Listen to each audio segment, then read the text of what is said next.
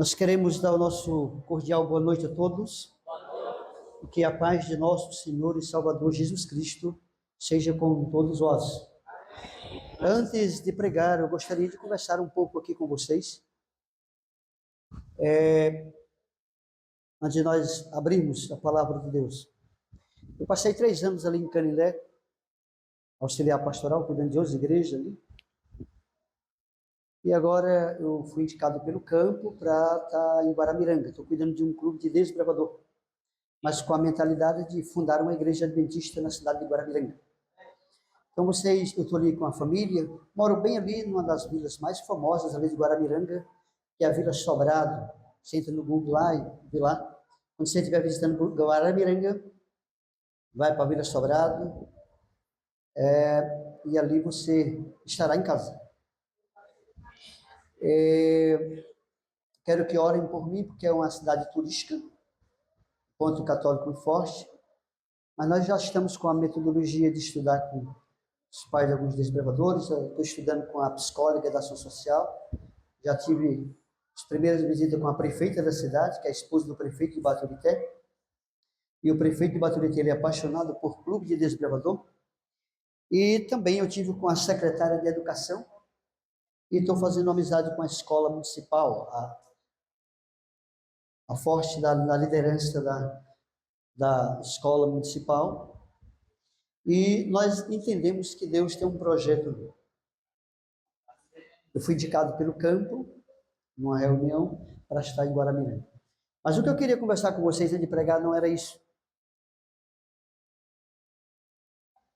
Quem é adventista aqui batizado na igreja, independente que você seja membro dessa igreja ou não, se você é membro batizado, levante a sua mão. Baixa a sua mão e olha para mim. Se você nunca viu gente bonita, olha pela primeira vez. Olha a pressão. Quem é membro aqui? Quem é a pessoa aqui que não é batizado na igreja? Levante a mão. Nós temos aqui 2 mãos.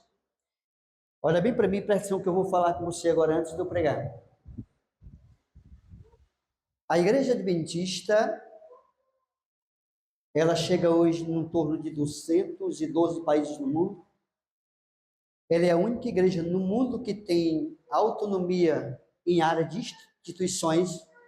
Nós temos mais de 8.500 instituições no mundo, incluindo universidades, hospitais, clínicas, onde várias redes hospitalares e também escolas. E uma igreja que das 5 Blue Zones do mundo, nós só temos 5 Blue Zones no mundo. Não sei nem se você sabe o que é uma Blue Zone, mas a grande maioria sabe. Nós temos na Itália, mas das 5 Blue Zones do mundo, uma é da Igreja Adventista em Loma Linda, na Califórnia. E é o centro de saúde. Nós temos um hospital ali, em Loma Linda, na Califórnia, e um centro de saúde, e onde a Igreja Adventista ali tem o ápice da mensagem do Advento através da saúde ali. É normal o adventismo ali, e quem mora em Loma Linda completar 103 anos fazendo parte de coral. Mas abra seus olhos, abra seus ouvidos, para entender uma coisa antes de eu abrir a Bíblia para pregar para vocês. Essa igreja, ela é uma igreja que me espanta pelo poder e o potencial que ela tem. Nós temos 3 escolas aqui. Nós temos uma na Avenida Universidade de Fortaleza, temos uma na Epitácio Pessoa em Quixadá, temos outra em Juazeiro, temos hospital no Rio, hospital no São Paulo, hospital no Belém, temos faculdade em São Paulo, Rio de Janeiro, temos faculdade na Bahia, e enfim, nós temos hoje no Brasil uma alavancada de uma igreja tremenda, né, na área de saúde, onde no ano de 1986, se não me engano, ela chegou aqui em Gaspar Alto, em Paraná, apenas com um pedaço de papel chegando às pessoas, e nós temos um potencial no Brasil hoje de uma igreja alavancada, e no mundo inteiro. Mas olha para mim e presta atenção uma coisa. Essa igreja não tem nenhum sentido se Jesus não for o centro. Essa igreja ela não tem nenhum sentido se de fato Jesus não for o centro dela. Então, como igreja congregacional, uma igreja local aqui, estou falando congregacional porque você sabe que a igreja adventista ela não é congregacional, ela é uma igreja organizacional. Mas por você ser adventista, isso não significa dizer que você está salvo, e nem significa dizer que estamos no céu. Significamos que somos um povo chamado como remanescente para se posicionar aonde Deus quer que se posicionar. Então você, como igreja local, entenda que você faz parte de uma igreja chamada, escolhida por Deus, mas isso não significa dizer que essa igreja, tudo que ela tem, isso conduz ao céu, porque quem conduz ao céu é a centralidade no coração de cada membro do nosso Senhor e Salvador Jesus Cristo. Agora eu vou abrir a Bíblia para pregar para vocês. Eu vou falar de um assunto hoje incrível.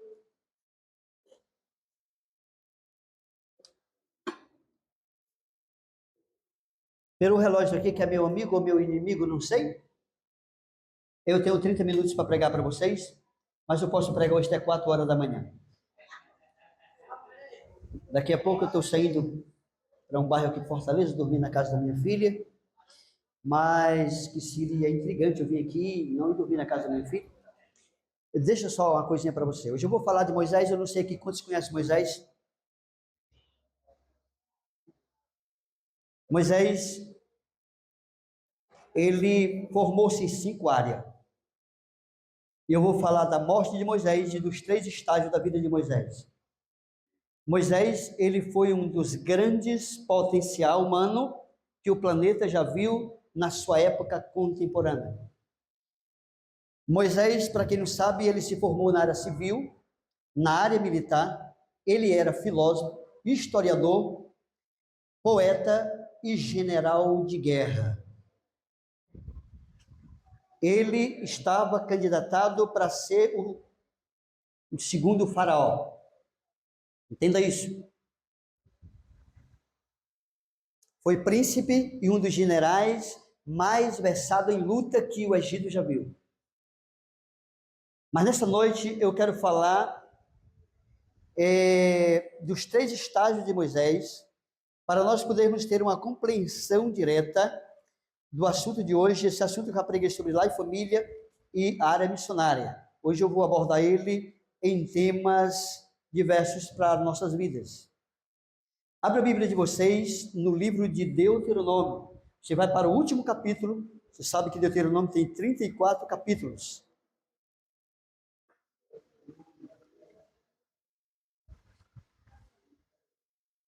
Deuteronômio. Eu amo esse livro. Ele é um livro basicamente tremendo. Moisés escreveu 6 livros da Bíblia e o Salmo 90. O primeiro livro da Bíblia a ser escrito foi o livro de Jó, a 1500 antes de Cristo, por Moisés. E o primeiro livro do Novo Testamento a ser escrito foi 1 Tessalonicenses por Paulo. Mas aqui Moisés, no livro de Deuteronômio, no capítulo 34, a partir do verso 1 ao verso 7, nós vamos ler esses 7 versos e nós vamos trazer um aprendizado tremendo em nossas vidas. A partir do versículo 1 do 34 de Deuteronômio, diz assim: Então subiu Moisés das campinas de Moabe, que está de fronte de Moabe, ao Monte Nebo, ao cimo do Pisga, que está de fronte de Jericó.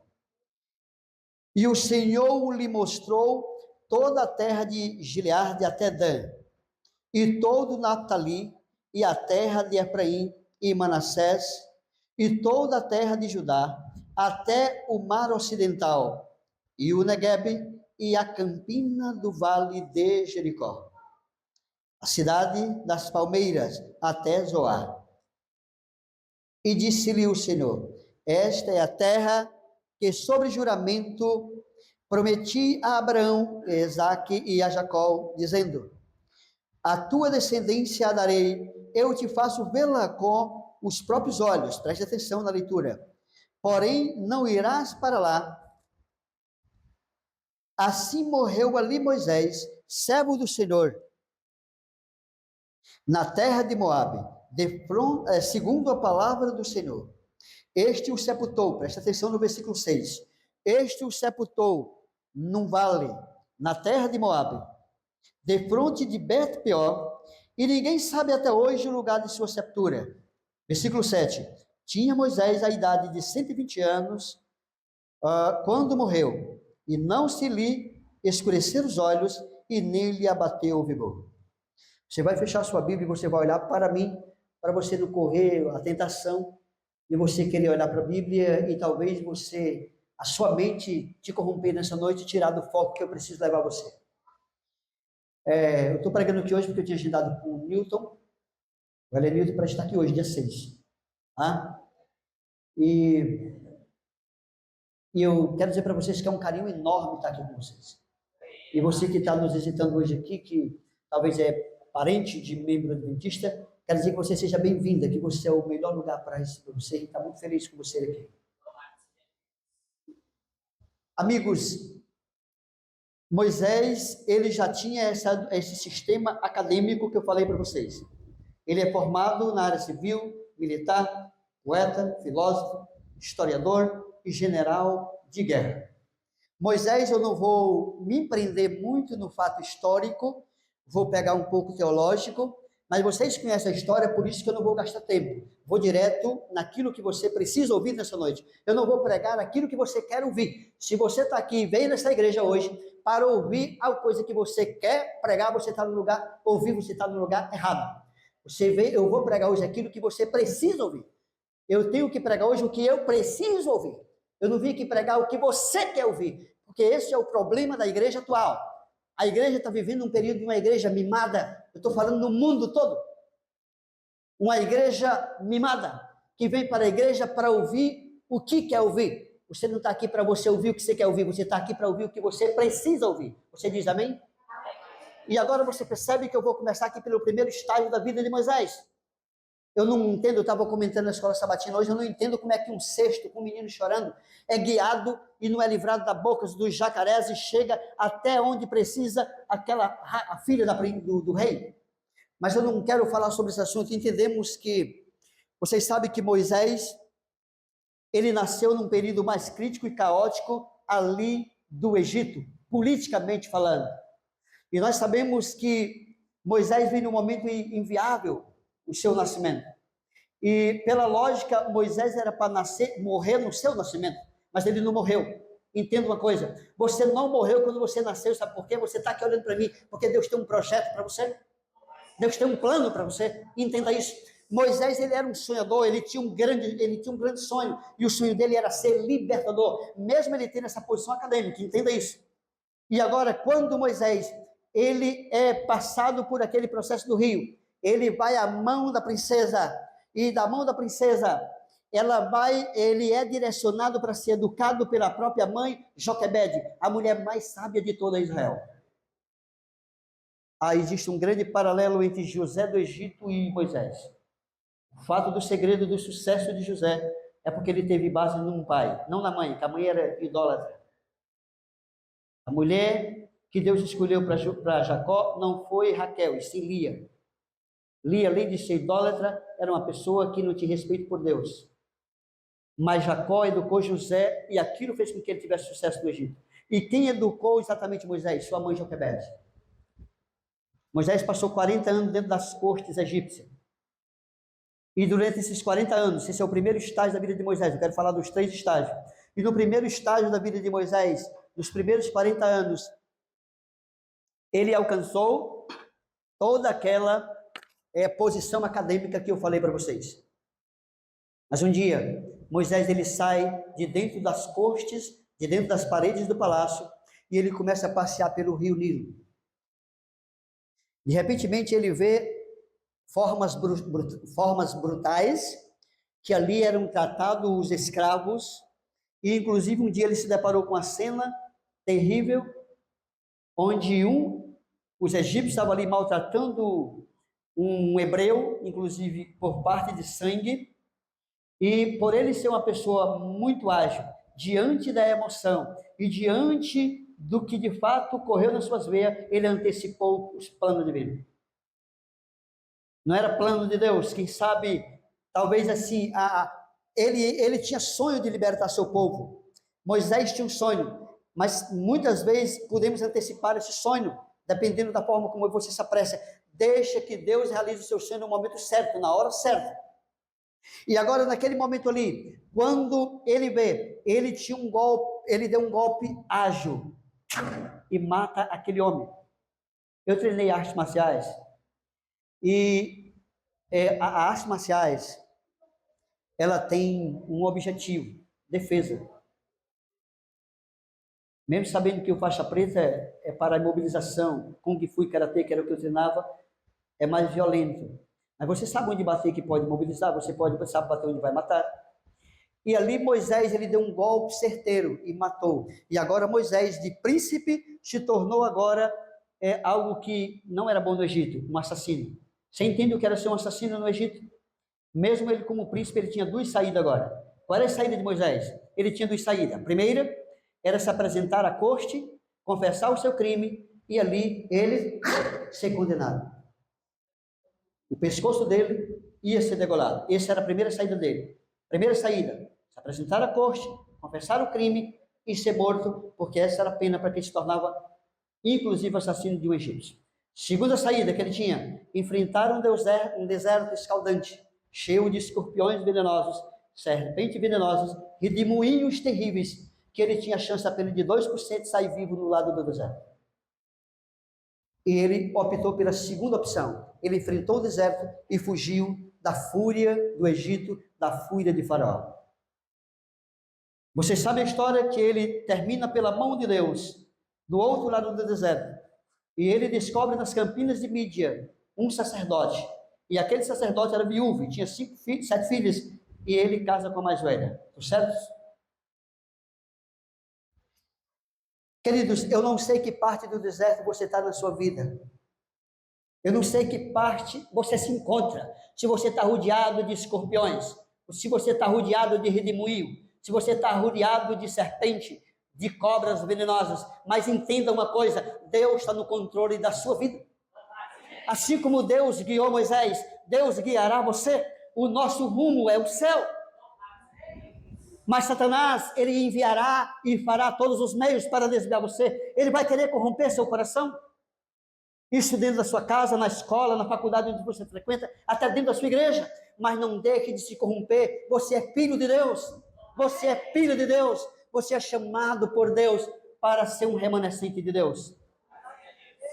E agora, Moisés, ele passou agora 40 anos para conseguir uma posição acadêmica, se torna o homem mais famoso dentro do Egito, e agora Deus precisa de 40 anos para fazer algo na vida dele. Você sabe por que alguém pega um câncer e não morre no mesmo ano? Você sabe por que alguém pega um câncer?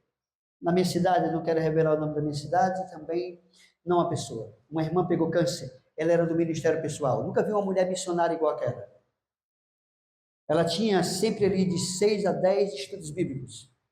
Uma mulher missionária, fazia parte de 18 dupla missionária, que eu era coordenador de PG nessa época, ela era empresária do salão de beleza, pegou um câncer. 4 anos sofrendo com esse câncer. Um clínico geral, primo meu, trabalhou muito com ela, 4 anos. E por que essa mulher não morreu no primeiro ano? Ela tinha um problema. O problema dela estava daqui para o queixo, entenda como você quiser. Uma mulher de Deus, mas tinha um problema, que esse problema poderia levar ela para o lago de fogo, baseado em Apocalipse 21:8. Muitas vezes nós estamos dentro da igreja perdendo nosso tempo. Nós temos que se render por completo ao Senhor Jesus. Nós temos que ser a pessoa mais mansa possível, temos que perdoar quanto mais breve possível. Jesus precisa voltar. Com 4 anos ela morreu. Mas eu acompanhei todo esse período e entendi que Deus precisou de 4 anos para alcançar o coração dela. Moisés, Deus precisou de 40 anos. 40 anos Deus domesticou ele no meio de uma campina, cuidando de ovelha. Ele era príncipe e agora foi cuidar de ovelha. Sol escaldante, durante as noites, as geadas, enfrentando os ursos, os leões, as feras ferozes, aprendendo a brincar de cajado, aprendendo a domesticar ovelha, e agora durante 40 anos, com 80 anos, Deus fala com ele pela primeira vez. Ele tinha 80 anos de idade. E Deus fala com ele.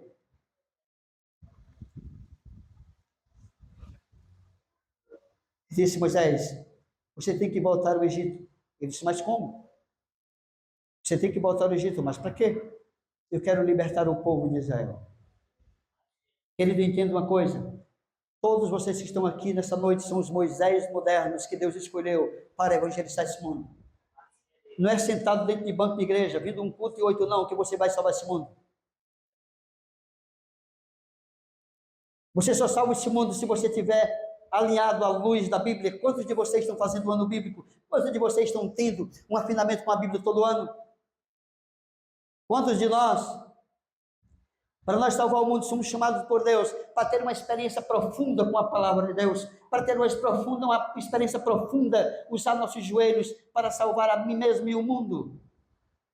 As pessoas precisam olhar para dentro da nossa igreja hoje e ver uma comunidade de fé, uma comunidade de esperança, uma comunidade unida, unificada, para avançar com o reino, abalar o inferno e alegrar o céu. E agora, Deus disse a Moisés, vai. Moisés tinha um irmão lá dentro chamado Arão, e Deus já tinha numa visão advertido Arão. Arão entra em desespero. Arão era rebelde, Arão era terrível. Arão era uma pessoa com coração duro, terrível. Passou por muito sofrimento. E Deus um dia chegou para ele, falou com eles, e ele ficou espantado, porque jamais ele nem pensava que ia ser salvo. Imagine o ser usado por Deus. E Deus falou com ele, olha, teu irmão veio no deserto, a família talvez pensava que ele tinha morrido. Teu irmão está vindo e vai ser libertador e você precisa ajudá-lo. Fecha aspas. E agora, depois de 40 anos, vocês sabem que Moisés volta para o Egito, com 80 anos de idade, prega no Egito, acontece tudo aquilo ali, Deus permite que tudo aquilo aconteça para Deus ser Deus, Deus ser glorificado. Deus vai permitir que muito aconteça na tua vida financeira, de saúde, família, igreja, sabe para quê? Para que tu entenda que Deus é Deus. Deus quer guiar a tua vida, Deus quer guiar a minha vida, mas nós somos duros de coração, não queremos deixar que Deus guie, a gente quer guiar a nossa vida do nosso jeito, e não é assim. Nós precisamos nos humilhar como criança, entender que Deus está no controle e precisa estar no controle de nossa vida. Quando Deus não está no controle na vida de um homem, ele é uma miséria na sua casa, é uma miséria na igreja, é uma miséria para a sociedade. Mas quando o homem permite que, de fato, Deus use, ele vai ser uma bênção para casa, na família, na igreja, na sociedade, ele vai ser um milagre de Deus. Queridos, e agora Moisés vai no Egito e resgata 2,5 milhões de pessoas, atravessa um povo rebelde, um povo duro, cruel, tirano, cruel, ingrato. O fato disso é que não chegou ninguém. Tu vai por 2 censos, um censo feito por Arão como sumo sacerdote, e quando Arão morre, o segundo sumo sacerdote foi Eleazar, porque os 2 filhos mais velhos de Arão já tinham morrido. E nas 2 contagens você vê que ninguém que saiu do Egito entrou em Canaã, em exceção Josué e Caleb, pelo fato da rebeldia, e eram homens de Deus. Um exemplo disso, você pode analisar gente de dentro da liderança maior. Os levitas, toda a tribo de Corá, um dia a terra engoliu, por causa da rebeldia, e faziam parte do ofício, vivia dentro do santuário, levando a sua oferta, cuidando do templo. Cuidado, igreja.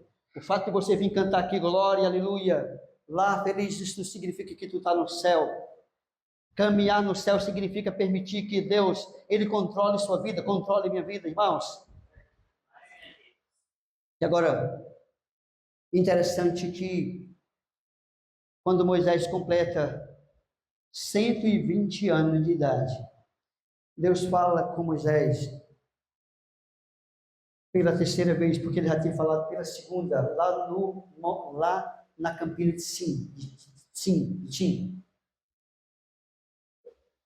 E agora, Moisés estava já com o povo nas terras de Moab. Onde eram as terras de Moab? Ele já estava no beijo do rio Jordão. E Deus pede para ele subir o Pisga. E ele sobe o Pisga. Quando ele chega lá em cima, com 120 anos de idade, mas observe que com 120 anos de idade ele estava cheio de vigor. E Deus agora fala com ele pela 4ª vez.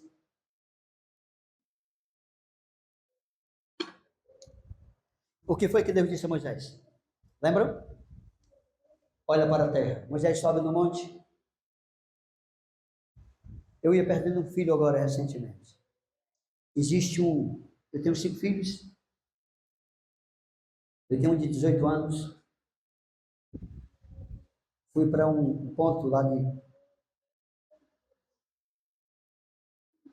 de Guaramiranga chamado Picoal. E naquele momento ali, em algum momento, ele escorregou lá numa pedra e quase caiu no abismo, que ia ter dificuldade do corpo de bombeiro encontrar o corpo. Mas eu louvo a Deus que eu ainda peguei pela mão dele e ele com quase 60 centímetros alcançou uma pedra no pé esquerdo. E eu louvo a Deus. Agora, entenda.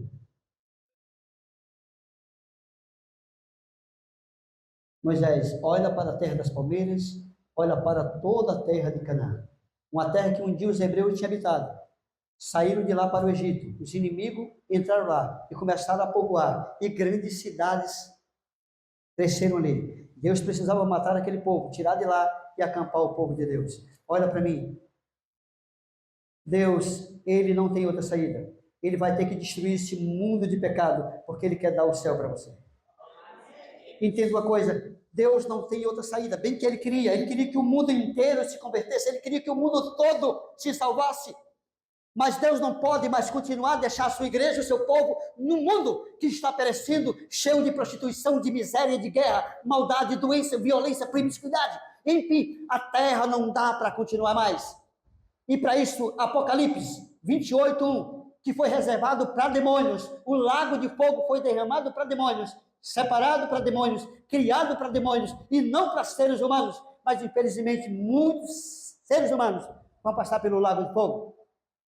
Mas para Deus salvar você, para Deus te dar uma eternidade, ele vai ter que destruir um planeta corrompido. E agora Deus, ele conduz Moisés ali, Moisés olha para a terra, Senhor, eu estou olhando, e ele começa a olhar para Naphtali, a terra das palmeiras, Gileade, Gade, até Dan, e olhando, ele disse, mas Senhor, eu estou olhando, olha Moisés, ele disse, você vai olhar para a terra pela última vez, você não entra lá. Se você pegar o livro de Números, capítulo 27 de Números, do versículo 12 ao versículo 17, você vê a razão. Aí você faz um paralelo com patriarcas e profetas. No brochura 344, se não estou enganado, 347, 343, por ali. Você vai perceber que Moisés, ele usou de rebeldia, ele foi rebelde. Rebelde em que aspecto? Fez aquilo que Deus pediu para não fazer. Agora, por conta de quem? Por conta de uma nação rebelde, durante 3 dias, clamando por água, gritando. Irmãos, tem gente que muitas vezes dentro de casa, dentro da família, na escola, na faculdade, dentro da igreja, só serve para perturbar a vida dos outros. E quando existe isso, sai perto desse trem. Isso é filho de Satanás, sai de perto. Vai evangelizar, vai pregar, vai salvar. Se você ficar perto dessa pessoa, vai se perder também. Então entenda que ali nós podemos perceber que, agora, Moisés, ele faz o que não deveria fazer. Qual era o plano de Deus, professor? O plano de Deus, baseado no livro Patriarcas e Profetas. E se você pegar uma junção, aqui de Números, capítulo 27, lá do versículo 12 ao 17, 18, por ali, você vai perceber que ele foi um ato de rebeldia por conta dos outros. Não deixe que os outros tirem você do céu. Jesus já morreu na cruz, e a cruz do Calvário é o centro de sua salvação. E entenda que agora ali, o plano de Deus, baseado no que Ellen White orienta, baseado no que ela orienta, o plano de Deus não era que Moisés morresse. O plano de Deus era o original, era instalar Moisés com o povo de Deus em Canaã e depois trasladar ele em vida para o céu. Você diz amém? Amém. Esse era o plano de Deus. Mas se segure nas cadeiras, porque eu quero terminar meu sermão com a consideração de Deus. Se eu chorar aqui, me perdoe.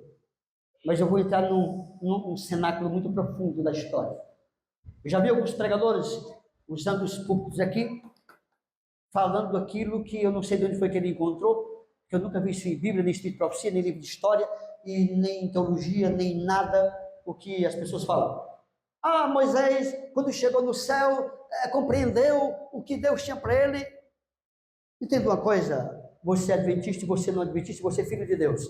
Que todos que estão aqui hoje nessa igreja são filhos de Deus, você diz amém? Amém. Você não nasceu para ser filho do demônio, do diabo, você é filho de Deus. Se o diabo quer que você seja filho dele, repreenda ele, cabeça de chupeta, para lá, eu sou filho de Deus. Nós somos filhos de Deus, diga amém. E agora, o que acontece?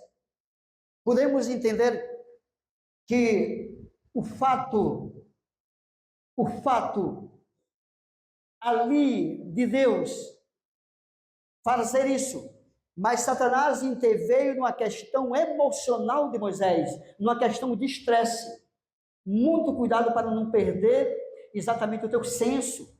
Você tem que ter exatamente, você tem que estar sempre buscando a presença de Deus, para que você possa estar maduro em todos os aspectos. Então Moisés por aquele ponto.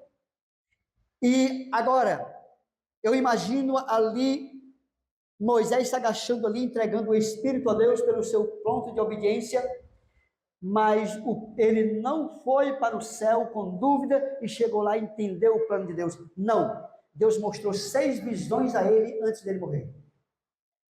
Deus nunca deixa os seus filhos com dúvida, irmãos. Eu não sei quantos carregam sonhos aqui em suas vidas e que 2024 não foram concluídos. A culpa não está em Deus, talvez esteja em você.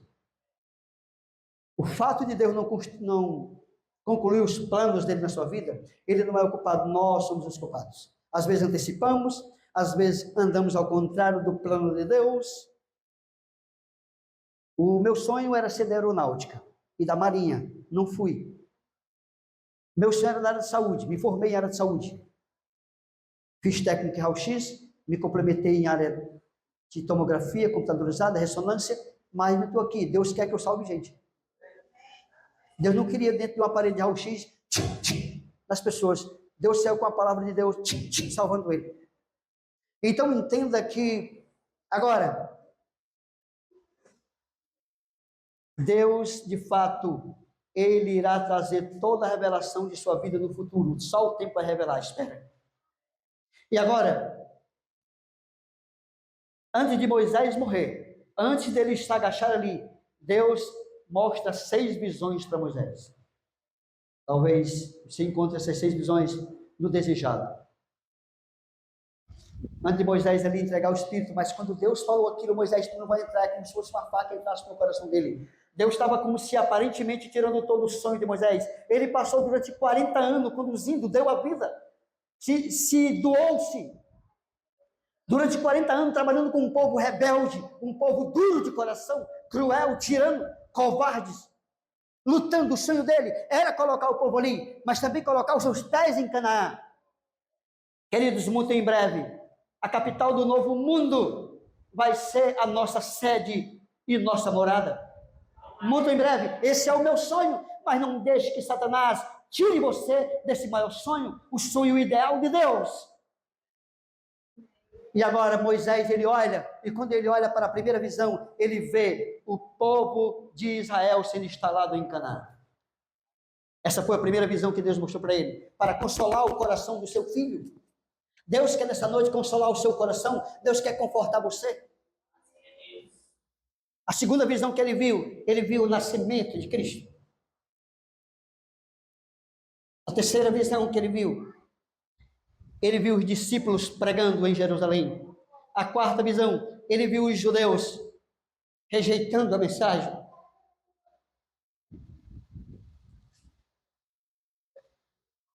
A visão seguinte que ele viu, a agonia de Cristo no Getsemane. A sexta visão que ele viu a capital do novo mundo, Nova Jerusalém, descendo do céu, lá em Israel, e sendo instalado. Eu não sei quantos aqui já leram o livro Primeiros Escritos. Você pega Apocalipse, capítulo 21, versículo 1 ao 4. Você entende que a Jerusalém descerá junto com Jesus, mas não é. O Primeiros Escritos afirma, para ajudar o que Ellen White está afirmando, você vai para Zacarias, capítulo 14, versículo 4, e diz que, nesse contexto, quando se completaram os 1000 anos, que eu e você estiver em Jerusalém julgando os perdidos, você diz amém? Jesus descerá com os arcanjos, os querubins, os anjos e os serafins. Ele descerá para Israel. Quando ele chegar em Israel, baseado em Zacarias 14, 4, e no primeiro escrito, ele vai tocar com o seu pé direito, a ponta do pé em cima do Monte das Oliveiras. O monte pelo qual um dia ele saiu ali para o céu. Um monte onde um dia ele passou a vida inteira ali buscando o Pai. Você precisa criar um Monte das Oliveiras perto de você. E é interessante que naquele momento, quando ele tocar o Monte das Oliveiras com o seu pé direito, o monte vai se rasgar pelo meio. E uma vez que o monte se rasgará pelo meio, vai se tornar uma grande planície. E quando se tornar uma grande planície, a cidade sonhada, Nova Jerusalém, descerá do céu. Jesus o recepcionará e ela é instalada lá em Israel. Naquele dia eu imagino, eu deixando ali o trono de ouro, pegando a rua principal. Você imaginou você andar numa rua de ouro, onde você pode ver o seu rosto, você pode ver parte do tecido do seu corpo externo, você vê os seus olhos nas ruas de ouro.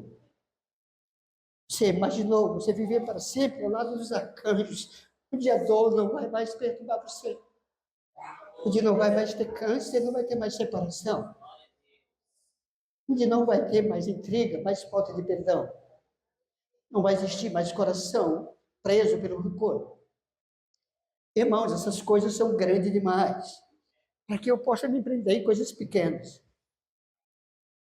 Me perdoem. Queridos, o céu é algo grandioso. Por que eu fico preso em coisas pequenas? Por que eu não avanço o reino? E ali Jesus, ele caminhará pela rua principal de Jerusalém. 4 portas, 3 portas em cada lado da cidade, são 12 portas ao total. Ele vai sair numa das portas principais do corredor principal. Talvez ali, Adão e Eva e talvez os heróis da fé, talvez ali os patriarcas, os profetas, inclusive eu e você. Ele vai sair fora da cidade, a capital onde eu e você vamos morar.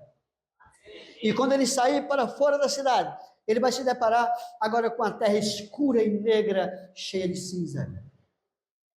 Por isso que o Salmo diz que vai estar debaixo dos seus pés. E naquele momento ele vai se agachar, e quando ele pega um punhado de cinza, ele vai soprar e vai dizer: faça-se nova todas as coisas. E a terra agora é toda recriada. E o livro Primeiros Escritos mostra e revela que ela vai ser criada e mais bela do que o Éden original. O Éden criado lá. Sabe o que acontece? Sabe o que significa dizer? Isso significa dizer que você vai morar na capital do novo mundo e você vai ter um acesso à terra toda restaurada. Você um dia vai olhar para lá e dizer: eu quero ir em Fortaleza, eu quero ali no Planalto Ayrton Senna. Quando você chegar aqui no Planalto Ayrton Senna, você não vai ver agora mais ruas cheias de rato, você não vai ver mais ruas cheias de carro, você não vai ver mais poeira aqui, você vai ver rios, altaneiras, plantas, selvas, animais, passarinhos cantando, o jardim, a terra transformada e restaurada pela glória de Deus. Naquele grande dia eu quero passear pela essa região de Fortaleza, pelos lugares onde eu tive, ali, acompanhando, fiscalizando, vendo a glória de Deus. Queridos, eu poderia muito bem me aprofundar em outras áreas técnicas teológicas para apresentar para vocês. Mas quero dizer para vocês o seguinte: não saia daqui sem antes que, talvez você tenha vindo para cá hoje. Eu não sei como é que está a sua vida. Eu não sei como é que está a sua vida espiritualmente, fisicamente, emocionalmente, eu não sei. E também não quero saber. Eu só quero entregar a sua vida nessa noite nas mãos de Deus. Eu quero entregar a minha vida nas mãos de Deus. Eu não sei como ela anda, mas não ouse, não deixe, não use de presunção para achar que você é adventista, foi batizado, tem um diploma que é um certificado, tem um nome no hall de membro, tem um cargo, que isso aqui não tem sentido sem Jesus. Ellen White teve 70 anos de ministério, nunca teve um cargo na igreja. Teve 4 filhos, morreu um na primeira semana, o outro com 16 anos. Teve 2 filhos que se transformou em pastor. Teve neto aqui no Belém. Foi quem mais pregou na Europa, pregou em vários cantos da Europa, mas nunca teve um cargo na igreja. E quem foi quem mais fez para o Senhor na época? Eu não sei qual é o teu problema, eu não sei qual é a tua dificuldade, eu não sei a tua luta, mas entenda uma coisa: nome e placa de igreja não vai salvar você. O que vai colocar muita gente fora do céu, você sabe o que é? A presunção. Eu sou adventista do sétimo dia. Eu sou o ancião da igreja, eu sou o tesoureiro da igreja, eu sou a secretária da igreja, eu sou o diretor de música da igreja. Meu irmão, sem Jesus isso não é nada. Satanás, ele era maestro de música, ele era regente de coral e perdeu o céu por causa da sua presunção. Ele era um filho querido, as ruas de ouro correu de água, só de lágrima dos anjos, quando Lúcifer foi perdido do céu. Transformando no nome tão lindo, Lúcifer, que tem uma origem latina, Lúcifer, transformando agora na área de uma raiz hebraica e também grega, no sentido de Satanás, diabo, que quer dizer acusador, caluniador. Queridos, nós somos chamados por Deus para ser vencedores, ser filhos de Deus. A presunção dentro de nós, ela tem que ser morta. Nós não temos o direito de achar que temos o direito da salvação. Não temos o direito da salvação. A salvação é em Cristo Jesus, é na cruz. João Martinho Lutero, ele disse: quando olho para mim mesmo, não vejo como me salvar, mas quando olho para a cruz do Calvário, eu não vejo como me perder. Que a partir de hoje, devemos tirar de dentro de nós a falta de perdão. Uma das coisas que o diabo está usando mais hoje é a falta de reconciliação, a falta de perdão. Que devemos tirar dentro de nós a presunção, eu posso, Queridos, entenda uma coisa: deixe que Cristo use você. Deixe que Cristo use seus talentos. Deus que use os seus dons, mas saiba de uma coisa: enquanto Cristo não tomar conta do seu coração, os seus talentos, ele não vai ter muito efeito na vida de ninguém. Que nessa noite, o sonho de morar em Jerusalém, ele seja mais revivado no seu coração. Eu louvo a Deus porque eu estava conversando com ele Newton hoje, e sobre um assunto, eu estou terminando, estou passando só 2 minutos, mas eu vou terminar. E eu estou ficando velho, já estou com 55 anos, mesmo parecendo só ter 40. Mas eu tenho que tudo é anotado, eu esqueço. Eu não sabia qual era a próxima cidade, depois que eu saí daqui, e a outra, o Helenilton lembrou. Antes que eu vim para cá, eu estava em Barbalha na época, mas eu lembro que se aqui tivesse salvado só uma pessoa, para mim, eu já tinha um orgulho de Deus. Nós tivemos ali 13 batismos na época. Irmãos, não se apegue em números. E eu, quando olho hoje para a Janaína, quando eu olho hoje para a minha amiga Sandra ali, eu vejo que Deus, de uma certa forma, trabalhou de uma forma especial. E muitos outros aqui. Que vocês sejam uma igreja que tem um único pensamento. Uma igreja dessa daqui, quando eu olho para ela, eu estava deixando sentada aqui ao lado da minha amiga, que eu converso direto, todo mês, quase uma semana eu também converso com a Helena. A Helena é uma pessoa que sempre nos comunica. E eu estava olhando para cá, nessa visão, bem aqui nesse banco olhando para cá, eu senti um desejo tão grande no meu coração, foi uma questão rápida, mas passou assim, eu senti um desejo de pertencer a essa igreja. Sentado aqui há poucos minutos nesse banco, eu senti um desejo, uma paz, desejo de estar nessa igreja. Mas olha para mim, muitas vezes você tem o desejo de fazer parte de um lar que não é seu, de uma igreja que não é sua, que você não conhece, acha que ali tudo é flor, tudo é bênção, mas é totalmente o contrário. Você tem que aprender a conviver aonde você vive com as pessoas que estão ao seu redor. Mesmo elas sendo cobras, mesmo elas sendo jararaca, aprenda a conviver com elas. Jesus aprendeu e ele viveu feliz com isso. Aprenda a perdoar o seu irmão, aprenda a aceitar ele, aprenda a trabalhar com ele, aprenda a conviver com ele, ore por ele, trabalhe junto com ele, porque tem uma casa lá em Jerusalém e vocês podem ser vizinhos. Diga amém? Ô, Janaína, fecha a porta, eu não quero ver você não, lá em Jerusalém, Pia.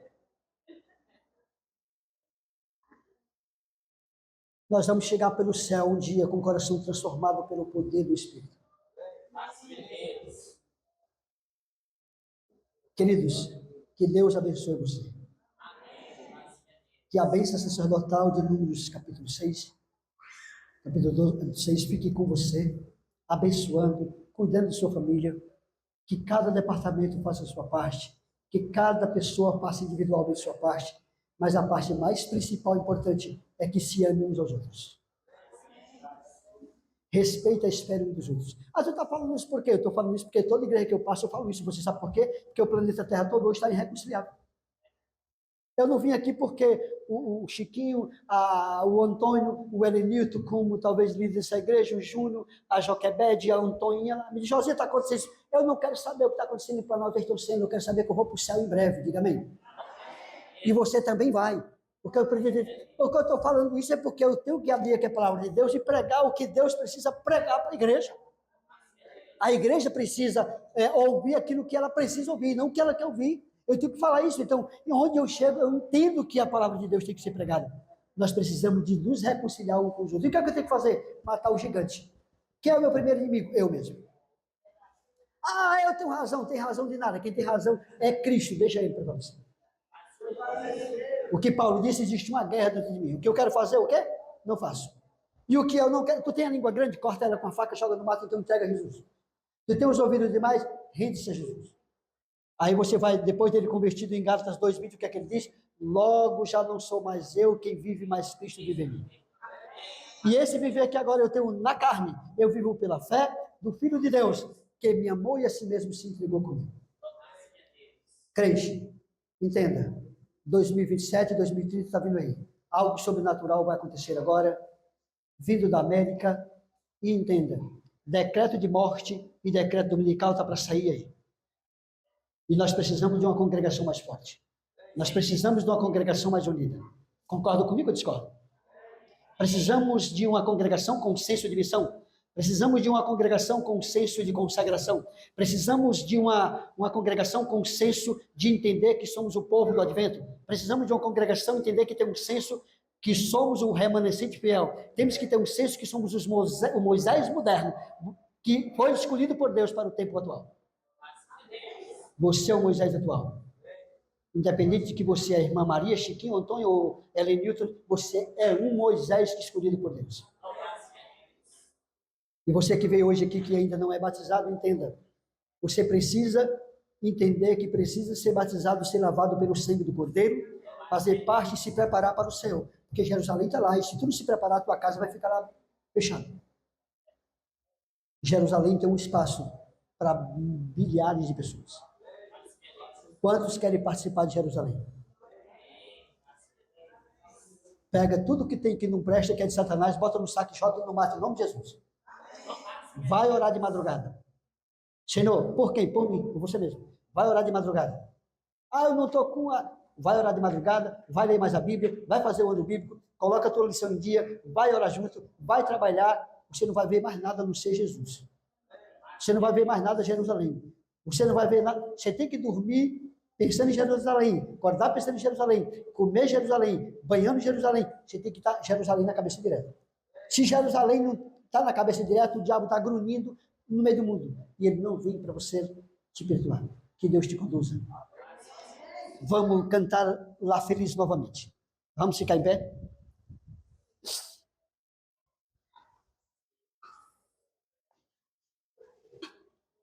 O irmão Aguinaldo, ele gosta muito dessa música que ele cantou aqui. Eu cantei mais ele lá em Guarabiranga. Ele foi para lá, com a família e eu. E ele queria cantar aqui de novo. Eu vou cantar para mim, eu não conheço a letra. Mas vamos cantar junto aqui agora. O Elenilton disse que eu podia pregar até mais do que eu quisesse, mas eu já estou com pena de vocês. Vamos parar por aqui e vamos louvar agora.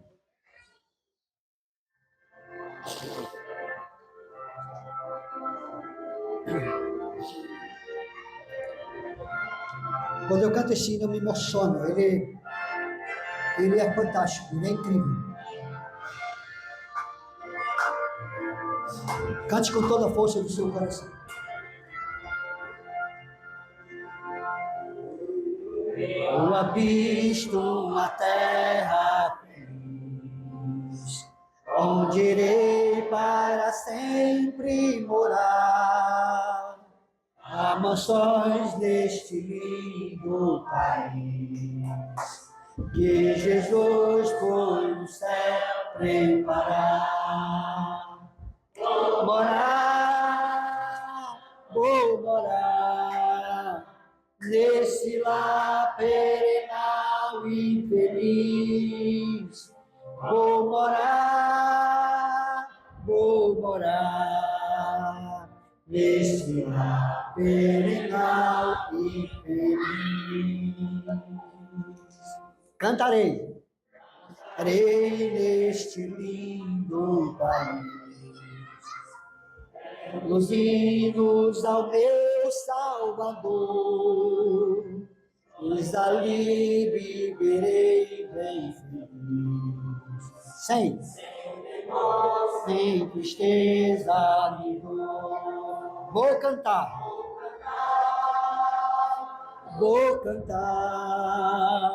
nesse lar perenal e feliz. Vou cantar nesse lar perenal e feliz. Deixarei este mundo muito em breve,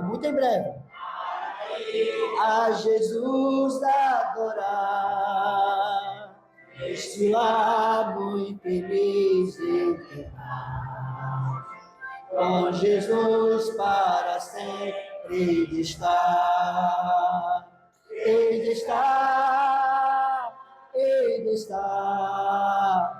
nesse lar perenal e feliz. Hei de estar nesse lar perenal e feliz.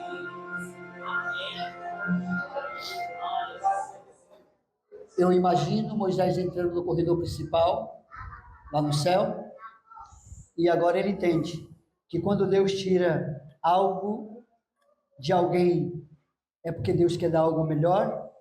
Mesmo Moisés, com sua antecipação, atrapalhando o plano original de Deus, porque o plano original era aquele, transladar ele depois de ser instalado, mas ele antecipou e passou pela coisa mais cruel, que é a dor da morte.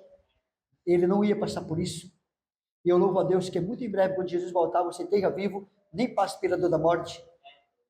Mas eu posso olhar para essa igreja com quase 50 membros, olhar os 50 membros aqui dentro, e eu digo o seguinte: por que essa igreja não está, todos esses 50 membros aqui dessa igreja, todos escutam quarta-feira, domingo e sábado? Isso depende de você. Se você fizer um pacto com Deus e disser assim: eu vou para a minha igreja, que o diabo berre, que ele caia, que ele morra, eu vou para a minha igreja. Se você fizer assim, irmãos, se você orar, se você estudar e fizer um propósito com Deus, essa igreja vai ser uma igreja poderosa. Vai ter um culto de quarta cheio de louvor, cheio de poder, cheio da presença dos irmãos, domingo e sábado do mesmo jeito. Então faça um propósito. Venha para os cultos. Eu moro com 10 quilômetros, venha. Porque eu morava com 40 quilômetros da igreja e eu ia de bicicleta para a igreja. Não ia todo o culto, mas eu ia de 2 em 2, 40 quilômetros. No começo da fé. Venha para a sua igreja, aí você vai ter essa igreja lotada. Porque eu pedi para você levantar a mão aqui, tudo é adventista, e vou ter certo para onde? Mas quarta-feira... Lote a igreja, você é o culpado. Venha para lá. Você é responsável pela sua igreja estar alegre, feliz. Amém? Se comprometa com o céu. Bondoso Deus e Pai, nós louvamos o teu nome pela tua grandeza, teu poder, bondade e misericórdia. Obrigado porque durante muitos anos o Senhor conduziu a vida de Moisés. E através do mesmo, o Senhor conduziu uma grande nação. E o Senhor teve um grande plano, um grande projeto com Moisés e também na vida de Moisés. Mas sabemos, Pai, que assim como Moisés tinha um sonho de entrar em Canaã terrestre, nós temos hoje um sonho de entrar na Canaã celestial. E sabemos que esse sonho só mesmo é para os guerreiros, os fiéis, aqueles que confiam no Senhor e não em si mesmo. A jornada ela é árdua, a jornada ela é dura, a caminhada não é fácil, como assim Moisés ali enfrentou, mas nós sabemos que é possível pelo poder de Deus. Já sentimos os passos de um Deus que se aproxima. Nós já podemos entender que Jesus está voltando e eu preciso estar preparado para se subir com Ele e poder adentrar, morar e habitar em Jerusalém. Fica conosco. Abençoe nessa noite essa igreja. Eu entrego ela em tuas mãos. Só o Senhor conhece. Eu não conheço nada dessa igreja. Só o Senhor conhece, Pai, os corações. Só o Senhor conhece as intenções. Só o Senhor conhece os sentimentos. Só o Senhor conhece os pensamentos. Porquanto vai, transforma. Faz por essa pessoa aquilo que ele não pode fazer por si mesmo. Faz um milagre, cura, transforma, tira a presunção, tira a falta de perdão, tira o rancor, restaura e obra e opera um milagre na vida de cada um de nós nessa noite. E possamos sair daqui transformados pelo poder de Jesus Cristo. Nos conceda uma semana abençoada. Em nome de Jesus. E que quarta-feira essa igreja esteja florida com esses membros. Fique conosco que nós te rogamos por Jesus. Amém.